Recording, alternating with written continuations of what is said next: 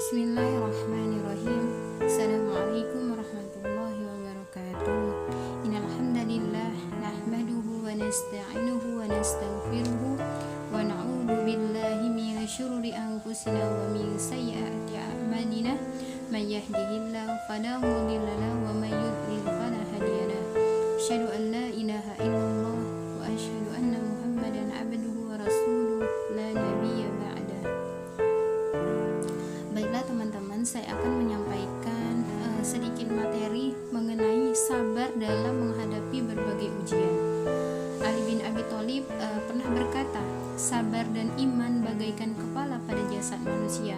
Oleh karenanya tidak beriman seseorang dengan iman yang sempurna jika tidak memiliki kesabaran. Allah Subhanahu wa taala berfirman di dalam surah Al-Baqarah ayat 153, A'udzu billahi minasyaitonir rajim. Ya ayyuhalladzina amanu ista'inu bis-sabri was-salah innallaha ma'as sabirin. Wahai orang-orang yang beriman, mintalah pertolongan kepada Allah dengan sabar dan salat. Sungguh Allah beserta orang-orang yang sabar. Dari ayat tersebut Allah Subhanahu wa taala telah menjelaskan hikmah yang terkandung di dalamnya. Salah satunya menjadikan sabar dan salat sebagai penolong serta pembimbing. Karena sesungguhnya manusia itu ada kalanya dalam kenikmatan atau berada dalam cobaan. Baiklah teman-teman, macam-macam sabar itu ada 3. Yang pertama, sabar ketika ditimpa musibah. Yang kedua, sabar menjalankan ketaatan kepada Allah. Kemudian yang ketiga, sabar dalam menjauhi maksiat. Baiklah, saya akan menjelaskan satu persatu mengenai sabar dalam menghadapi berbagai ujian. Yang pertama, sabar ketika ditimpa musibah. Ketika kita menerima takdir Allah, hendaklah kita bersabar. Tentu seorang hamba pernah mengalami musibah dalam hidupnya. Jadi teman-teman, sabar itu musibah itu ada 2. Ada yang menyenangkan dan ada yang terasa pahit. Ketika kita mendapatkan musibah atau ujian yang menyenangkan, maka kita harus bersyukur. Syukur dalam menjalankan ketaatan dan perintah Allah. Ketika kita menerima takdir Allah yang tidak menyenangkan bagi diri kita, misalnya kita mendapatkan musibah dalam badan kita atau sedang sakit atau kehilangan harta ataupun kehilangan salah satu kerabat. Dalam menjalani ketaatan kepada Allah, hendaklah kita bersabar dan ikhlas dalam menjalani semua yang telah Allah tentukan. Salah satunya dengan cara kita memperbanyak zikir kepada Allah dan mengucap kalamullah, kalimat-kalimat Allah.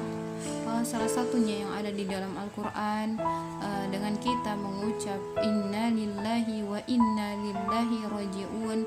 Hendaklah segala sesuatunya kita kembalikan kepada Allah yang telah mengetahui semuanya dari kita sebagai hambanya. Kemudian yang kedua adalah sabar dalam menjalankan ketaatan kepada Allah. Dalam menjalankan ketaatan dan perintah Allah, hendaklah kita harus bersabar, membutuhkan kesabaran yang lebih tinggi. Salah satunya dengan cara kita menahan diri kita dari sifat malas agar selalu tetap istiqomah dalam menjalankan ketaatan kepada Allah. Salah satunya dengan sholat 5 waktu dengan tepat waktu, kemudian selalu berjamaah, sabar dalam menjalankan ibadah puasa dengan menjaga lisan kita, hati dan pikiran, kemudian sabar dalam menuntut ilmu.